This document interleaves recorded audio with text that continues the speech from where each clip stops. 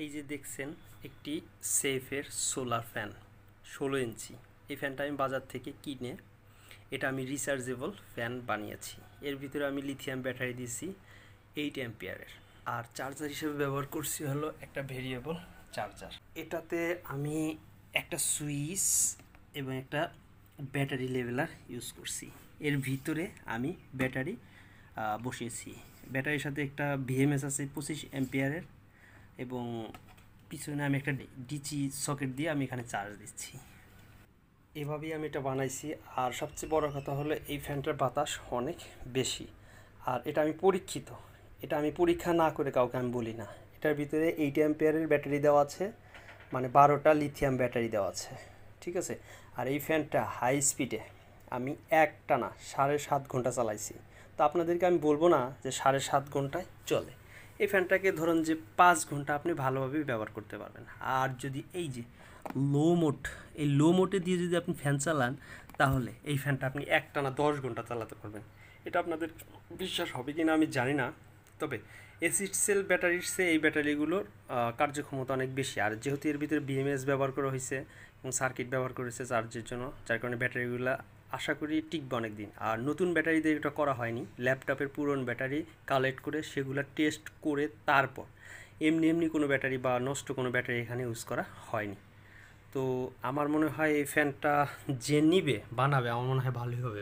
Charger fan না কেনার চেয়ে যদি এই টাইপের ফ্যান যদি কেউ কিনে ব্যবহার করে আমার মনে হয় অনেকটা ভালো। কারণ 16 ইঞ্চি ফ্যান এবং বাতাস অনেক বেশি। আর সেফের ফ্যানগুলো আসলে দাম একটু বেশি হয়, নোহার ফ্যানগুলো একটু দাম কম হয়, ডিফেন্ডারগুলো আর একটু কম দাম হয়।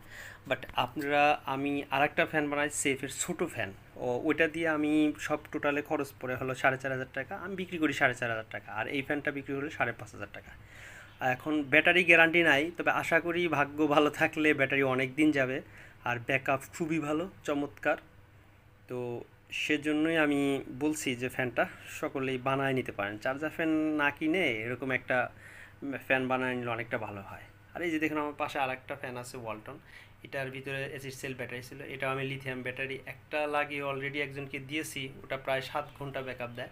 এটাতেও আমি লিথিয়াম ব্যাটারি লাগাবো।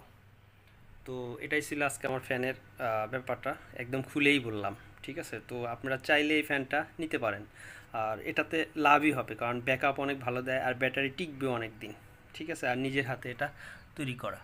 আর চাইলে কিন্তু আপনারা এখানে আমি একটা সার্কিট বসিয়ে দিতে পারবো, সেটা থেকে আপনারা মোবাইল চার্জ দিতে পারবেন, রাউটার চালাতে পারবেন, অনু চালাতে পারবেন। তো তারপরেও এটা আপনি ফ্যানের ব্যাকআপও পাবেন, লাইটের ব্যাকআপও পাবেন, আবার আপনার রাউটার অনুও চলবে, আপনি মোবাইলও চার্জ দিতে পারবেন। এই দেখুন এখানে আবার এই ফ্যানটা আবার একটা লাইট আছে, তো এই লাইটটা অনেকটাই ভালোই জ্বলে। তো একমাত্র আমি এই সেফ ফ্যানের লাইটগুলো একটু মোটামুটি ভালো, অন্যান্য ফ্যানের লাইটগুলো তেমন একটা ভালো লাগে না। তো যাই হোক, এই ফ্যানটা আমি বানাইছি, দেখুন আপনাদের কাছে কেমন লাগে। আশা করি ভালোই লাগবে। তো এই এই ফ্যানটা আপনারা চাইলে নিতে পারেন আমার থেকে, আমি ডিসক্রিপশন বা স্ক্রিনে নাম্বার দিয়ে দেব। আর এই ফ্যানটা কিন্তু চার্জ দিবেন হলো 12.6 বা 13 ভোল্টে চার্জ দিলে। এর ভিতরে বিএমএস আছে, কোনো রকম প্রবলেম হবে না। আর ওই যে চার্জার ফ্যান যেগুলো দেখছো এইটাতে ব্যবহার করলে সাথে আবার একটা সার্কিট লাগে, বাক কনভার্টার। আমি XL4015 বাক কনভার্টারটা ব্যবহার করি ফুল চার্জ করার জন্য, খুবই ভালো হয়, চমৎকার হয়। আপনারা সবাই ভালো থাকবেন, সুস্থ থাকবেন। আর যদি কারো ফ্যান লাগে তাহলে আমার সাথে যোগাযোগ করবেন।